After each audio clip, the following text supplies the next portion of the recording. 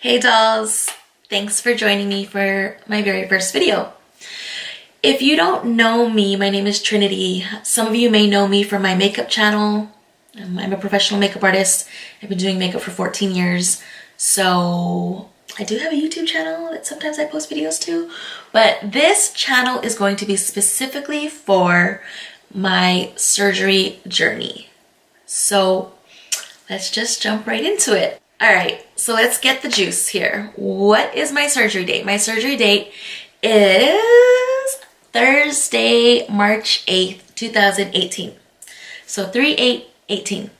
And I will be leaving Vegas. I live in Las Vegas. So I'll be leaving Tuesday morning and flying across the country. And I will arrive in the Dominican Republic super crazy early Wednesday morning. And then I need to go do all of my pre-op, and then my surgery is scheduled for Thursday. You do have to fulfill a requirement set by the doctors for safety reasons. They do want you there 24 hours prior to your surgery date. So I will make it with a few hours to spare because I'm getting in so early that morning, and hopefully there's, oh my God, there better not be any delays because Nope, we're not even gonna put that into the universe. Everything's gonna go smooth. So the surgeon that I chose to do my surgery is Dr. Fernandez-Goico. And ladies, if you are considering surgery, this is such a big, huge decision. Now I know a lot of people, a lot of surgeons in the US, they will try to deter you from having surgery outside of the US. And some of them have very legit reasons. Keep it real. Some of the doctors overseas do not have the greatest reputation. Some of them do have patients who have complications, who end up in the hospital, who are botched, who, heaven forbid, who have passed away. But you also have to keep in mind that that happens to doctors in the US too. You have to make sure that you are researching your surgeon to the fullest, that you know their surgery record, you know their safety record, you're following not just the surgeons, but his patients. One of the best resources that I found was Real Self. So you know that if you are looking to start your surgery journey, most of us end up on Real Self at one point or the other. And the doctor that I found has such a good reputation. A lot of the doctors in the Dominican Republic are known for just being like doll makers, right? So they just pump out all these dolls and they just look like bam, bam, like these broads are stacked. But a lot of these doctors also have patients who they've lost or are permanently botched or scarred in some way, shape, or form. And for me, I'm a mother. I'm not in my 20s anymore. I have a daughter that's relying on me. I needed to make sure that safety was my main concern. So even though I had known about surgery overseas for years, I had followed these doctors, admired their work, wanted bodies like they were producing, something inside of me I was always so hesitant because there's that safety concern. And again, it's never something you want to deal with. You know what I mean? So especially being that far from home. And for me, it's over 3,000 miles. So if I'm going to travel that far, I need to make sure that I'm in safe hands. That's really what deterred me from scheduling and getting surgery for all of these years. Well, last year, towards the end of last year, again, more research, I come across Dr. Fernandez-Goico. And all of his reviews are amazing. And a lot of his patients are not the typical, how do I say this without offending anybody? Like, okay, you know, there are some doctors who are known for putting out that very stripper-esque video vixen type body. well, that's not him. And that's not really what I wanted. Yes, I wanted curves, but naturally I'm already quite a curvy girl. I'm a little on the chunky side, so I've got curves already. I've got hips. I haven't measured myself recently, but my bust right now, I believe, is a 36F or G or something like that. My waist, that's the whole reason why we're getting this surgery. But my waist is about maybe a 34, maybe. And my hips range between a 45 to a 47. So I've got hips, I've got booty, but ever since I had my daughter 17 years ago, my stomach just has never recovered, never been the same. And I've gone through weight loss and weight gain and weight loss and weight gain again. And even at the times where like I lost weight and I felt good, I was just never satisfied with my lower abdominal region. I've got stretch marks. Like when I got pregnant with her, this girl blew me up and I had stretch marks all the way around. You get to a point where you work so hard, and I used to be in the gym 5 days a week, 6 days a week, and I loved my health, I loved my conditioning, I loved my endurance, I loved my stamina, I loved the results I got from weightlifting, but it was always just this little pooch that would not go away no matter how hard I tried. And honestly, like, it's just so discouraging, you know, like you feel so defeated because you put all of this time and this effort and energy and money into trying to get your body back to a point where you feel good about it.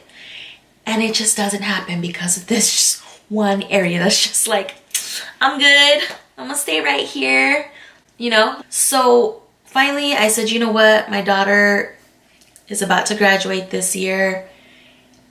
I need to do something for myself. I feel like as women and as mothers, we dedicate and devote so much of our time in our lives to our children and families and people around us and businesses and work that we forget to take care of ourselves and make ourselves feel good and look good. And that's so important because when you feel good about yourself, no matter what it is, it could be a new lipstick, makeup, a new bra, it could be a new tummy, ladies, like new shoes. I don't care what it is. Like, you exude a different type of confidence if you feel good about yourself. And I'm not saying like you need surgery and you need all these material things. You might need to just work on something within yourself. Like, we all have something we need to work on. And for me, this was what I felt like I needed to change in 2018. So that's why I chose to have this surgery. Now, the elective surgery that I am having is for a tummy tuck with muscle repair due to pregnancy. Lipo, he's gonna lipo my flanks and my back, and mainly so it brings in that hourglass curve and also carves out my back so that my booty pops a little more. I guess I could probably try to stand up and show you. I'll probably have to take some photos, but oh, you can't really see me. Okay, anyway, he's gonna lipo all through here. Okay, he's gonna lipo through there, and then he's gonna lipo out these bra rolls, like these little, can I lift up my shirt maybe? Like, he's gonna lipo this, you know, like this stuff right here. So he's gonna lipo all of that and then lipo my flanks.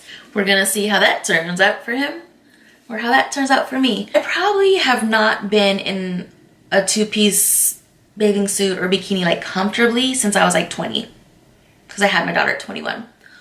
And even at that, even when I have lost weight and I have worn bikinis, I always wear a little wrap. And don't get me wrong, I support body positivity. I love my curvaceous figure. Like, if I probably didn't have the stretch marks and like if I could get my tummy to a place where I like could fit comfortably in clothes, then I'd be okay with it. I don't feel the need to be skinny. I love curves. I've always been a very thick girl. Growing up in a time when thick wasn't cool. I remember being in middle school and models like Cindy Crawford and Kate Moss were on the runway, and Kate Moss was like the it girl, and that bitch's leg is like that thin. Like, that's what I grew up with, that in that era. And it was really hard for me because, again, I've always been a thicker girl. Thicker thighs, thick, you know, wider hips, booty.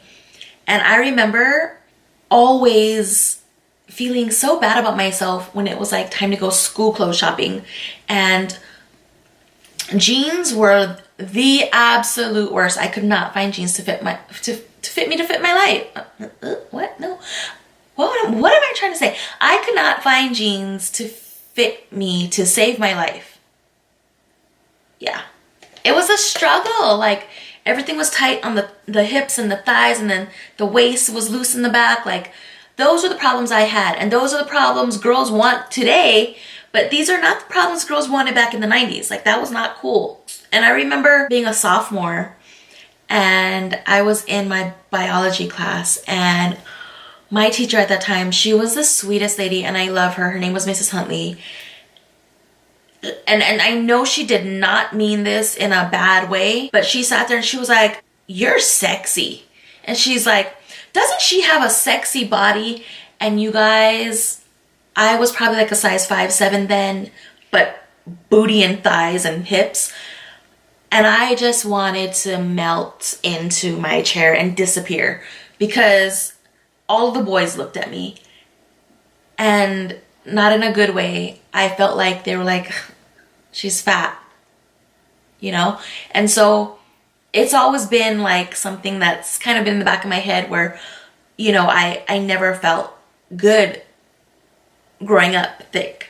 It wasn't probably until I was about 18 or 19 that I really started to embrace my body and be like, I like this. Like, I'm feeling out like skirts and dresses and jeans and all this stuff. And that's when that fat booty movement started. And once that fat booty movement started, like, yeah, it took off from there. So I'm cool with my big butt. I just need him to snatch me in a little bit.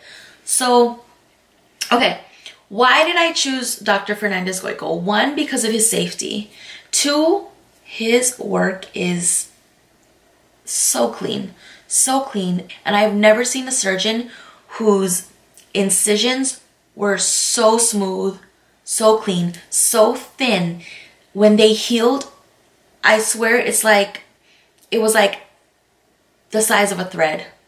I've seen these incisions. Like, I'm in groups. I've seen his incisions. They are amazing. And also his belly buttons. Now, those are 2 really big things aside from like the whole health and safety aspect that I really pay attention to as well. Okay, let's say like maybe 3 things. The incision, the belly button, and the curve.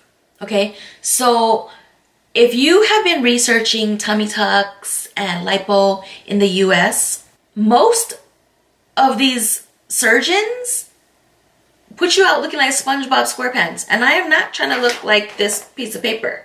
Like, no, not okay.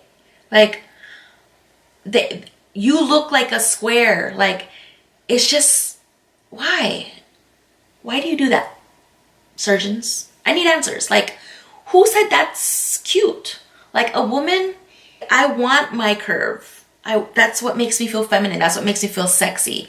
I looked at surgeons here in Vegas, and you would think Vegas with all these working girls that we would have some good surgeons here. No. I looked in California, not to mention that their prices are automatically 2, 3, sometimes 4 times the cost of the Dominican Republic. They're pumping out sponges. Like, I don't want to look like a square. Like, that's not the goal here. So that's one reason. Again, his incisions are super clean. His belly button, let me tell you, this is the telltale sign of someone who's had a tummy tuck. It's like, what is that? Is that a belly? No, that's not. No, that's not a belly button. When I tell you this lady's belly button, I was like, yo, he made you that belly button? no joke, it looked like she was born with it. It was a Maybelline belly button, y'all. That looks real. That looks, I mean, okay. So she obviously still has some stretch marks, which is okay. But he did that. When I'm telling you, some of these belly buttons turn me off so hard. Everything else would be cool, but that when you get to that belly button and I'm like, why is her belly button cocked to the left? I don't know, it's just weird. Like I can't get with it. Like everything has to look perfect. And the fact that I took so long to make this decision, that I've never felt more confident in the choice of my surgeon and the choice of where I'm getting it done, when in my life I'm getting it done. Like, should I have gotten it done years ago? Yeah, absolutely, I should have. But, okay, so I'm 38 and I will be 39 this year. And I had my daughter when I was 21 and I always wanted a big family. So I always thought naturally I would just have more kids, but I just didn't. And so I got to this point in my life where she's about to graduate and I'm pushing 40 and I'm like, look, we were shutting down shop already. I can't have no more kids. Like, you know, sometimes I don't even want to wake up and roll out of bed to take her to school. Like, I can't be taking care of a newborn. Like, I just don't have that energy in me anymore. I like Dr. Fernandez-Goico because he is not only safe, but he also operates out of a safe surgical facility. And we are not going to throw shade at anybody, but there is a surgical facility in the Dominican Republic, CIPLA. I don't know what it stands for, CIPLA. That, you have no idea how many times I've seen people report there's like bacterial infections, outbreaks. Yeah, that's just not for me. That's pretty much it for this video. I'm gonna wrap it up because my battery's about to die. But in the next video, I'm gonna talk about my booking process and my accommodations and all that good stuff. Thanks for joining me in this video, and please make sure that you give it a thumbs up. Tag a surgery sister if you guys are considering surgery. Make sure you subscribe and hit your notifications, and I'll see you in the next video. Bye.